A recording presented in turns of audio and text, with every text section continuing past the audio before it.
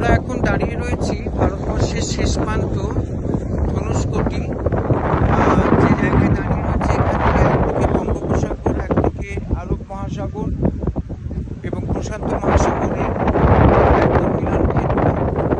এখানে ভারতবর্ষের সীমারেখা রয়েছে এবং এখান থেকে মাত্র 15 থেকে 20 কিলোমিটার দূরে হচ্ছে শ্রীলঙ্কা। এবং আমরা যে ঐতিহাসিকভাবে যেটা আমরা জানি যে রাম সেতু, শ্রী শ্রী পরম পূজ্যপাদ রামচন্দ্র তিনি যখন রাবণ বধ করতে শ্রীলঙ্কায় গেছিলেন, তখন এখানে রামেশ্বরম সেতু বন্দর থেকে তিনি যে বানর সেনাকে নিয়ে তিনি যে এখানে সেতু তৈরি করেছিলেন, সেই সেতু আজও বর্তমান।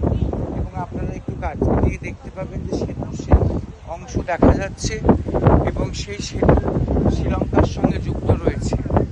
ভারতবর্ষের এই ঐতিহাসিক পুরাণ, এই যে অপূর্ব সৌন্দর্য, এখন আমরা দেখতে পাচ্ছি তিনটি সমুদ্রের মিলন ক্ষেত্র এবং সেই মিলন ক্ষেত্রের জায়গায় একদিকে নীল জল, একদিকে সাদা জল, এবং সেই জল দুটো যখন মিশে যাচ্ছে তখন মনে হচ্ছে ভারতবর্ষ একটা বৈচিত্র্যের মধ্যে ঐক্যের জায়গা। এবং ভারতবর্ষের ইতিহাস, ভারতবর্ষের পুরাণ, ভারতবর্ষের রামায়ণ, মহাভারত, এগুলোকে যদি আমরা জানতে না পারি বা জানার চেষ্টা না করি, তাহলে কিন্তু ভারতবর্ষের ইতিহাস অপূর্ণ থেকে যাবে। তাই ভারতবর্ষের শ্রী শ্রী রামচন্দ্র সেতু বন্ধন বা রামেশ্বরমের যে সেতু, সেই সেতু আমরা আজকে এখানে আপনাদেরকে ভিডিওর মাধ্যমে দেখালাম। এবং আমি এখানে এসেছি, এর আগেও বহুবার এসেছি।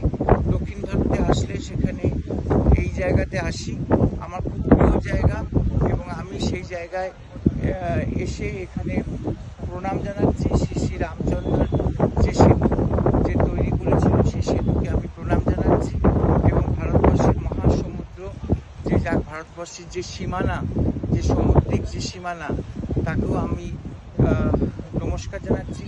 সর্বোপরি ধন্যবাদ জানাচ্ছি ভারতবর্ষের যে উপকূলরক্ষী বাহিনী রয়েছে, যারা ভারতবর্ষকে পাহারা দিচ্ছেন, সেই নৌসেনা থেকে আরম্ভ করে কোস্টগার্ড থেকে আরম্ভ করে তাদের সহযোগিতায় আজকে এখানে আমরা দেখতে পাচ্ছি তাদের যে কাজকর্ম। এবং আমরা অত্যন্ত আনন্দিত যে ধনুষকোটির মতন একটি জায়গায় আমরা আজকে এখানে দাঁড়িয়ে রয়েছি। সবাই ভালো থাকবেন এবং এই ধনুষকোটির এই ভিডিওটি যতটা পারবেন মানুষের কাছে পৌঁছে দেবেন।